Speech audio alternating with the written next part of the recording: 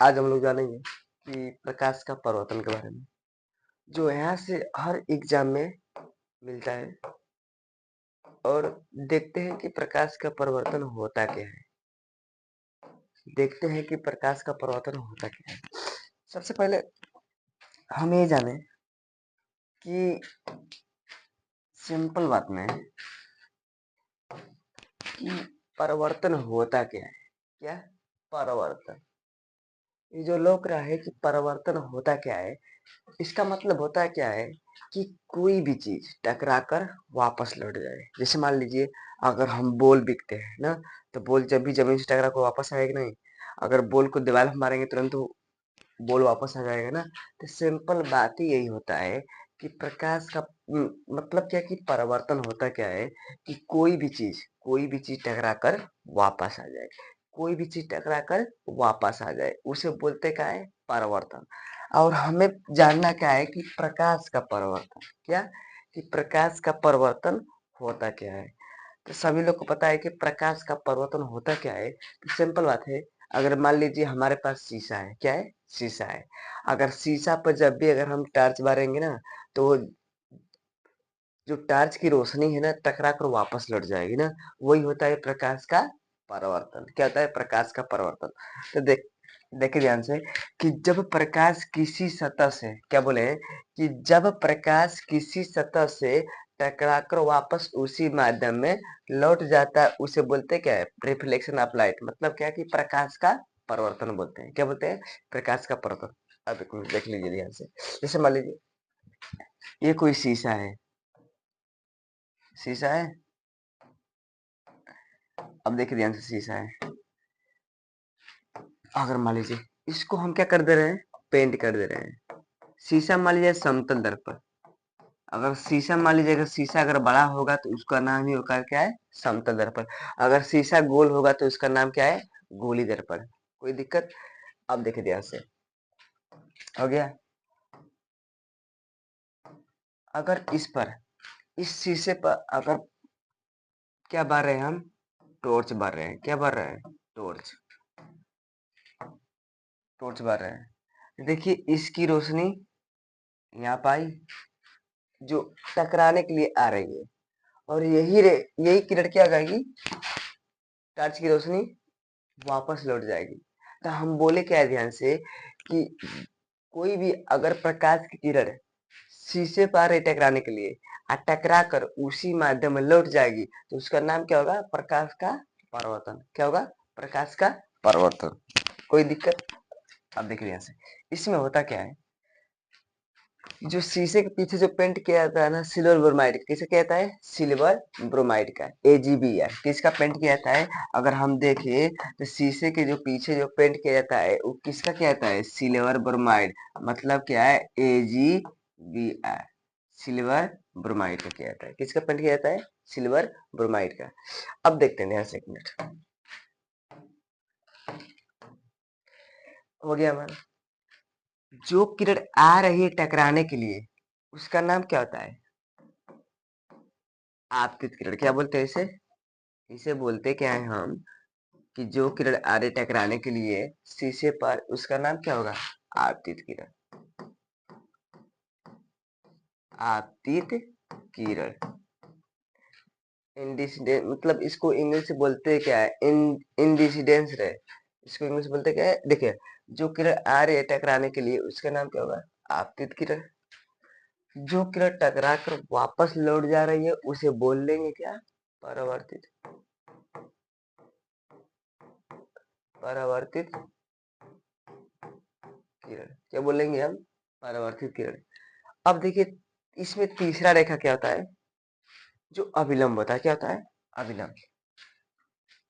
अगर हम बात करें ध्यान से, तो जो ये रेखा है ये क्या है, अभिलंब। ये, इसका नाम क्या है, अभिलंब। क्या नाम है, अभिलंब।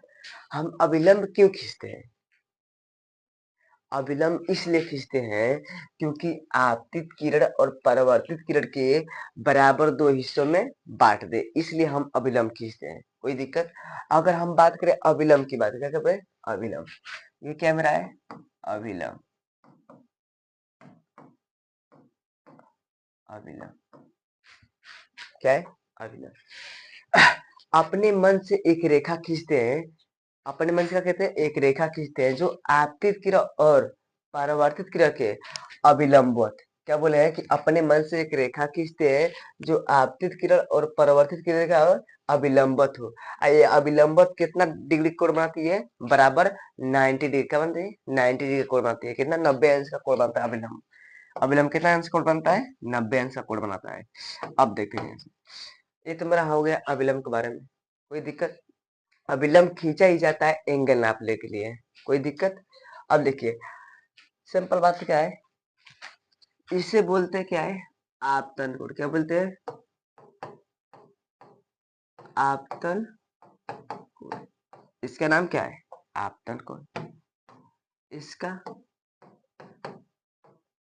परावर्तन कोण। क्या बोलेंगे? परावर्तन कोण।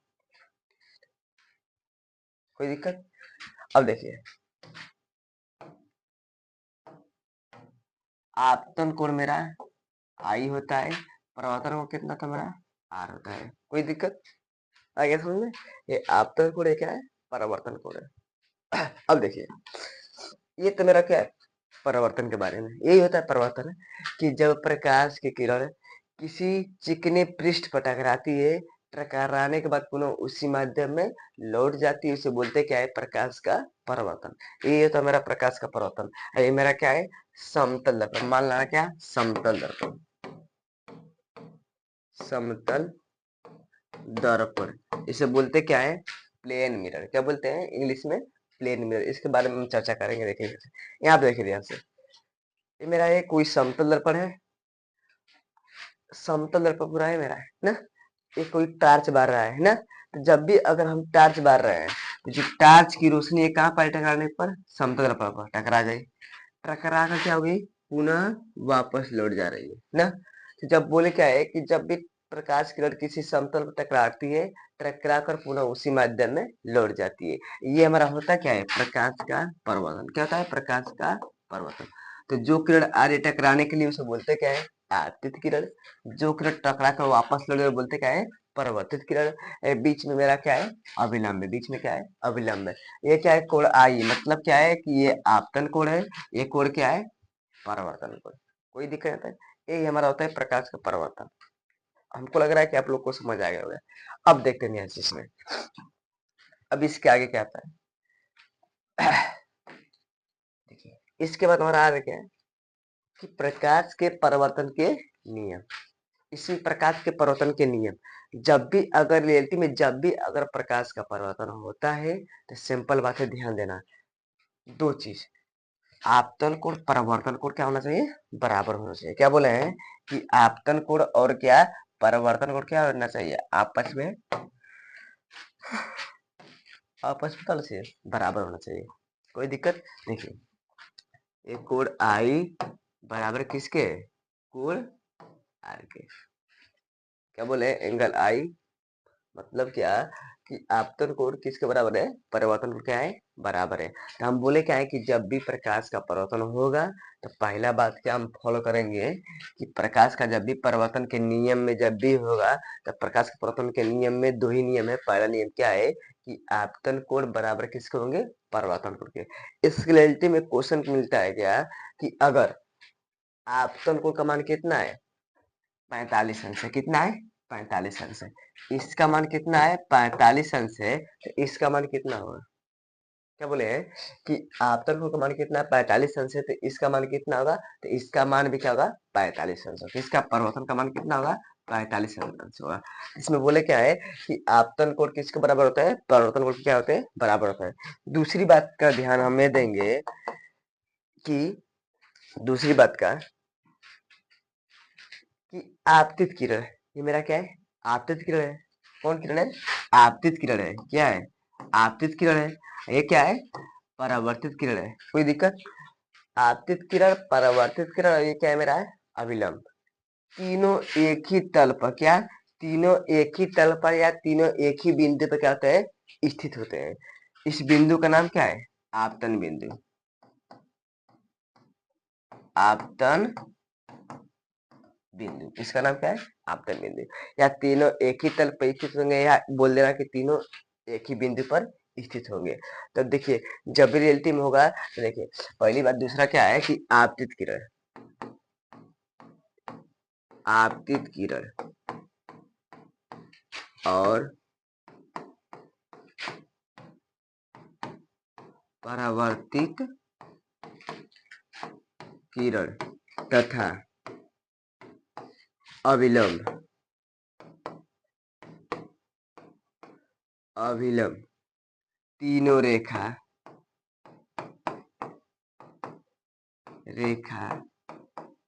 एक ही तल पर स्थित होंगे।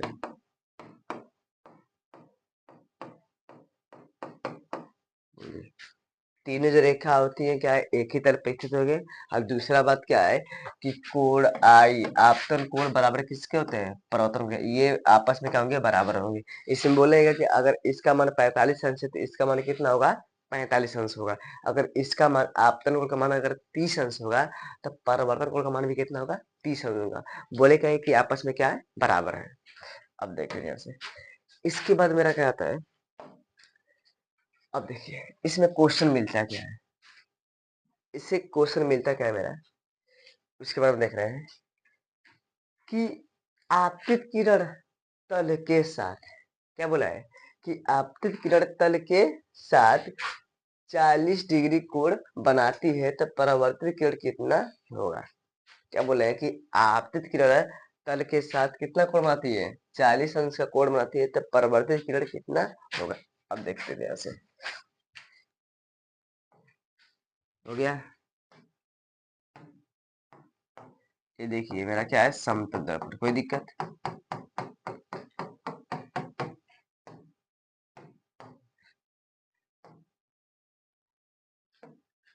देखिए ये क्या है? अविलंब है। ये मेरा क्या है? आपतित किरण।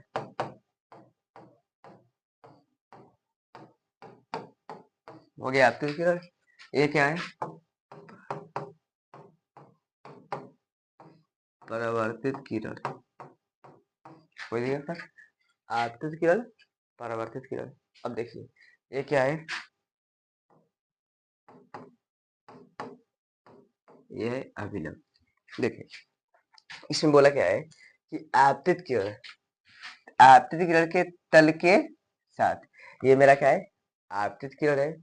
आपतित किरण से अगर लेंगे कि इसका बोले कि तल के साथ, ये तल के साथ, यही तल नहीं नीचे वाला, तल के साथ कितना डिग्री कोण बनाती है? 40 डिग्री का। कितना कोण बनाती है? 40 डिग्री का कोण बनाती है ना। तो इसमें बोला क्या है कि आपतित किरण तल के साथ कितना अंश कोण बनाती है? 40 डिग्री का कोण बनाती है। तो हमें किसका मान निकालना है? परावर्तित किरण का मान निकालना है ना। तो इसमें देखेंगे क्या कि अगर आपतित किरण से अगर हम कोण देखें तो दो कोण बनते हैं, एक तल के साथ, एक क्या है? अविलंब के साथ। ये अविलंब के साथ भी कोण बनाती है और किसके साथ बनती है? तल के साथ भी कोण बनाती है ना। तो जब भी अगर हम एंगल नापेंगे तो एंगल नाप के कोण नापेंगे तो हमें किससे नापना पड़ेगा? अविलंब के साथ नापना पड़ेगा। अब देखते कैसे, इसका आंसर क्या होगा। सबको पता है कि ये कोई रेखा है, यहाँ से यहाँ तक कितना अंश कोण बनता है? 180 अंश कोण बनता है ना। अगर इसको दो हिस्से बराबर में अगर हम बांट दें तो कितना बनेगा? 90 अंश से भी कितना बनेगा? 90 अंश का बनेगा। कोई दिक्कत? तो अब देखते हैं ध्यान से, यहाँ तक कितना हमारा कोण बनेगा? पूरा पूरा पूरा पूरा कोण कितना बनेगा हमारा? पूरा पूरा बनेगा कितना? 90 अंश का। तो हम क्या करेंगे कि यहाँ से जब नापेंगे, कहाँ से, देखिए अगर हम अविलंब से नापेंगे यहाँ तक तल से, मतलब कि अविलंब, देखिए हम अविलंब से नापेंगे कहाँ तक? तल के साथ नापेंगे तो कितना कोण बनता है? बनता है पूरा टोटल मेरा कितना? 90 अंश का। कितना बनता है? 90 अंश का बन गया। कोई दिक्कत? अब 90 में से सिंपल बात क्या है कि हम क्या घटाएंगे 40, क्या घटा दे रहे हैं 40, 90 माइनस 40 घटाएंगे हमारे कितना होगा 50। कोई दिक्कत? तो इस टोटल में से यहाँ तक हमारे कितना है 90 है। इसमें से अगर हम एक तल के साथ कितना कर रहे हैं 40 है, तो अगर 40 घटाएंगे तो हमारा कितना देगा 50। तो 50 किसका आ गया ये आपतन कोण। आपतन कोण कितना गया, आपतन कोण हमारा कितना आ गया पूरा टोटल 50 है गया। तो हम अभी बोले हैं कि जब आपतन कोण कितना है 50 है, हमें निकालना क्या है परावर्तित किरण। तो आपतन कोण कितना हमारा है 50 है,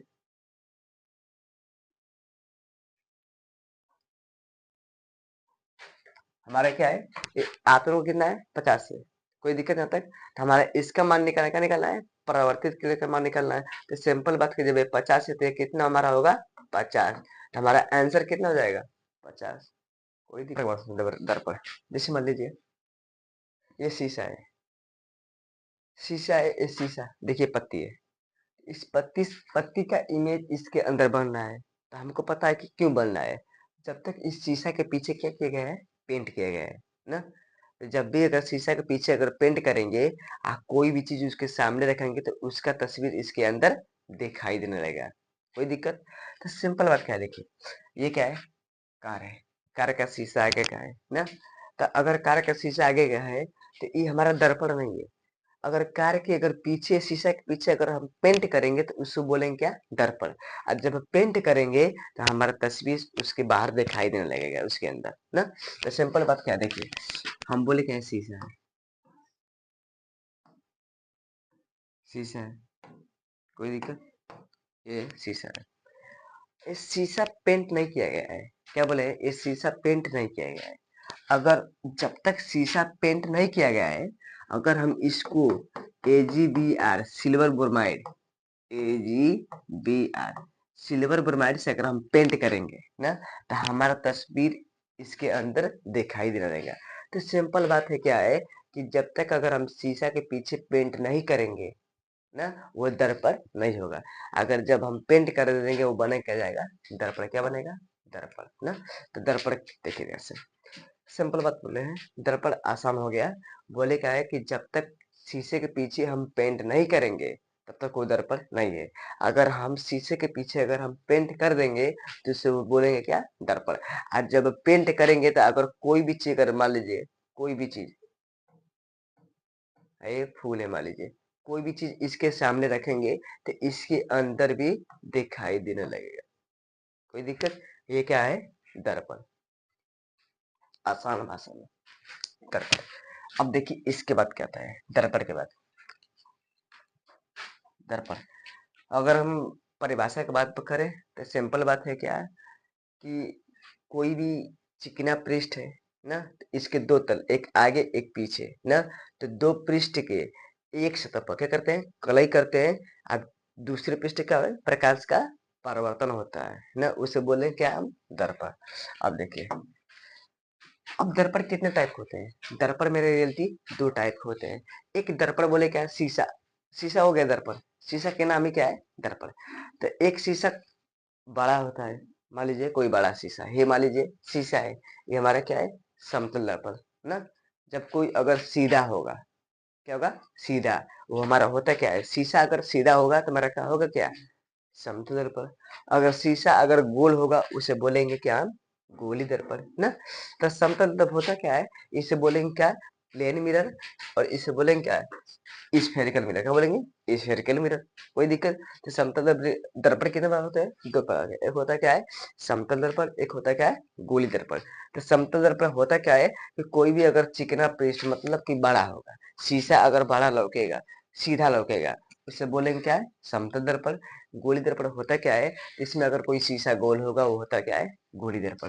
कोई दिक्कत? अब देखिए ध्यान से, अब देखिए समतल दर्पण के बारे में क्या है समतल दर्पण। अब देखिए समतल दर्पण होता क्या है कि समतल दर्पण सीधा होता है, क्या होता है सीधा, समतल दर्पण क्या होता है सीधा होता है। और उसके सामने जितने दूर पर वस्तु रखते हैं उसका प्रतिबिंब उसके अंदर उतना ही दूर पर बनता है। ये समतल दर्पण की क्या है खासियत है। खासियत ये है कि समतल दर्पण के सामने अगर मान लीजिए शीशा के सामने हम खड़ा हो रहे हैं ना, तो जितना दूर शीशा के अगर सामने हम खड़ा होंगे तो उसके अंदर उतना ही दूर हमारा प्रतिबिंब बनेगा। ये दर्पण होता है। क्या होता है? दर्पण।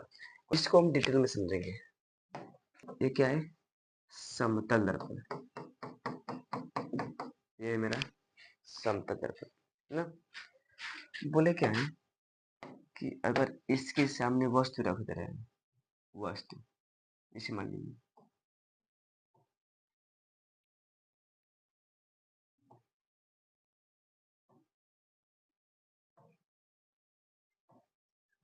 वस्तु, कोई दिक्कत? तो पहली बात देखिए ध्यान से, ये पहला बात ये होता है कि समतल दर्पण के सामने जितना दूर पर वस्तु रखे हैं ना, इसके अंदर ये वस्तु रखे हैं, फूल है, इसके अंदर इस मतलब कि इसके दर्पण के अंदर ये वस्तु उतना ही दूर पर बनेगा। मतलब क्या कि कितना दूर पर है, मान लीजिए 5 सेंटीमीटर के दूर पर है, तो इतना ही दूर क्या बनेगा मेरा? 5 सेंटीमीटर के दूर बनेगा। क्या बनेगा मेरा? ये फूल बनेगा ना। मतलब क्या है कि जितने ही दूर पर वस्तु रखते हैं, मतलब कि इसके सामने जितने दूर पर वस्तु रखते हैं, इसके अंदर उतने ही दूर पर प्रतिबिंब बनेगा। पहला बात ये है। अब देखिए दूसरी बात, देखिए ध्यान से, दूसरी बात ये है कि वस्तु ना, इसकी हाइट मान लीजिए, इस वस्तु की हाइट कितना है? 5 फीट। 5 ना, ये हम मान लीजिए कितना है? 6 फीट है। कितना है? 6 फीट है। ये कितना है? 6 फीट है। इसकी हाइट कितना पूरा पूरा टोटल कितना है? 6 फीट है ना। तो इसका जो प्रतिबिंब दिखाई देगा इसके अंदर कितना दिखाई देगा मेरा? पूरा पूरा टोटल कितना रहेगा? 6 फुट दिखाई देगा। मतलब कि मेरा हाइट कितना है? 4 फुट है ना। तो दर्पण के सामने जब खड़ा होंगे तो मेरे उसके अंदर हाइट छोटा नहीं होगा, जितना बड़ा मेरा हाइट उतना बड़ा ही उसके अंदर दिखाई देगा। बस कहना बात ये है। दूसरी बात हो गई ना, मतलब क्या है कि दर्पण के सामने जितना बड़ा वस्तु रखते हैं उसका प्रतिबिंब उतने ही दर्पण के अंदर उतना ही बड़ा दिखाई देगा ना। अब देखिए तीसरी बात, तीसरी बात क्या है? तीसरी बात देखिए, अगर हम इसके सामने अगर थोड़ा सा मतलब कि इसके सामने अगर मतलब कि दौड़ रहे हैं, मतलब क्या है कि जिम में देखे होंगे, जिम वगैरह में देखे होंगे कि शीशा एकदम पूरे चारों तरफ शीशा लगा रहता है ना। तो अगर उसमें उसके सामने अगर हम डंबल हल्का से उठाएंगे ना, मतलब कि बहुत धीमे से उठाएंगे, तो उसके अंदर बहुत तेज दिखाई देगा कि बहुत मतलब मैं फास्ट उठाया हूँ। मतलब क्या कि दर्पण के सामने अगर हम वी वेग से गति करेंगे ना, तो उसके अंदर क्या दिखाई देगा? 2v वेग। मतलब क्या है? दुगुना दिखाई, क्या देगा? दुगुना। अगर हम दौड़ रहे हैं ना, अगर दौड़ रहे हैं तो अगर थोड़ा सा भी दौड़ रहे हैं ना, हल्का से भी दौड़ रहे हैं, तो उसके अंदर कुछ जो मेदर शीशा के अंदर बहुत तेज दिखाई देगा। बस यही बात है, सिंपल बात है ना। अब देखिए चौथी बात क्या है? मेरा चौथा बात ये है कि पूरा, जैसे मान लीजिए ये पूरा कितना कितना फीट है? 6 फीट है ना। 6 फीट में अगर इसका इमेज इसके अंदर पूरा पूरा देखना हो ना, तो दर्पण कितना होना चाहिए? आधा होना चाहिए। सिंपल बात ये है ना। मतलब क्या है, किसी भी वस्तु का अगर इमेज देखना हो, प्रतिबिंब देखना हो, तो दर्पण क्या होना चाहिए? आधा, पूरा पूरा। जैसे मान लीजिए पूरा कितना है? 6 फीट है। कितना है? पूरा पूरा कितना है? 6 फीट है। तो इसका अगर पूरा पूरा इमेज इसके अंदर देखना होगा तो दर्पण कितना होना चाहिए? 3 फुट का। कितना होना चाहिए? 3 फुट का। बस सिंपल बात क्या है, इसका ये आधा होना चाहिए ना। मान लीजिए हम बोले क्या कि मेरी हाइट कितना है? 4 फुट है ना, 4 फुट। तो अगर मुझे अपना पूरा पूरा इमेज देखना हो, पूरा पूरा तस्वीर देखना हो, तो दर्पण कैसा होना चाहिए? आधा होना चाहिए पूरा इमेज।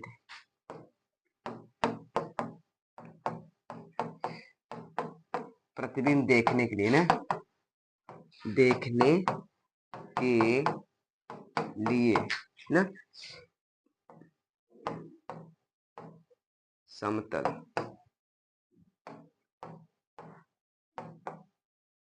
समतल दर्पण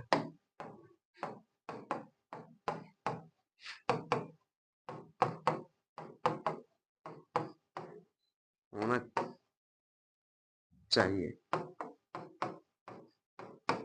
बस सिंपल बात ये है ना। अब देखिए पांचवा बात जान ले। पांचवा बात ही हमारा होता क्या है, पांचवा।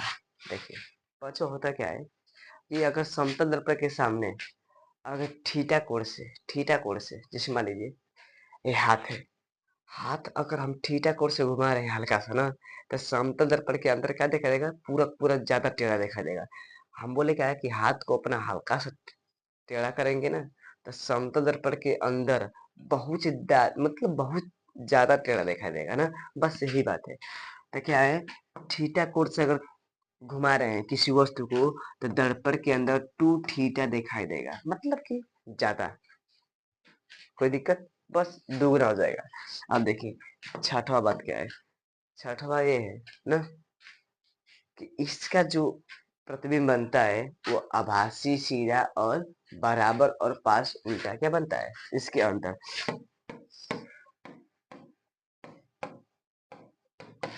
समतल दर्पण के अंदर प्रतिबिंब ना कैसा बनेगा, आभासी, सीधा, वस्तु के बराबर, मतलब बराबर हो गया, बराबर और क्या है, पार्श्व उल्टा। क्या बनेगा, पार्श्व उल्टा बनेगा। बस ये मेरा समतल दर्पण के बारे में ना। अब देखिए, अब इसमें समझना क्या है कि समतल दर्पण का उपयोग कहाँ करते हैं। मतलब क्या कि समतल दर्पण का उपयोग कहाँ करते हैं, सिंपली बात है, देखते हैं कि इसका उपयोग कहाँ करते हैं हम लोग ना। देखिए उपयोग,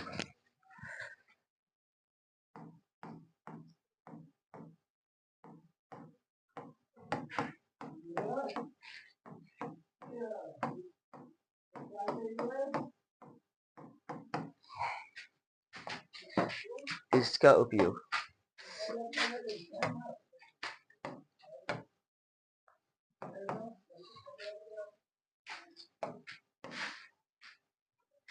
का ना मामा को मुच्चा जिंगे में लगा देता हो, मामा के जिंगे में एगो चार्जिंग है जिसमें मामा खोज तो उजर का चार्जिंग में ना, वो में लगा देता अच्छा हो जा। अरे मामा के चार्जिंग में खोसला। देखिए समतल दर्पण का उपयोग कहाँ करते हैं, पहली बात क्या है, इसमें होता है क्या, पेरिस्कोप। क्या होता है, पेरिस्कोप।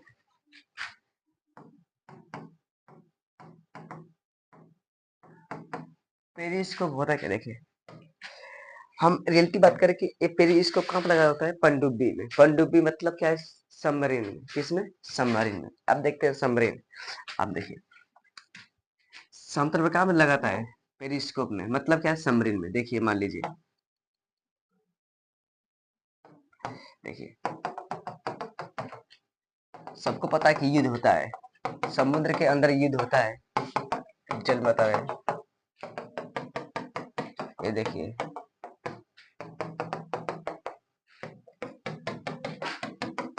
देखिए ये समुद्र है ना। मतलब क्या कि अलग अलग जहाज इसमें रहती हैं,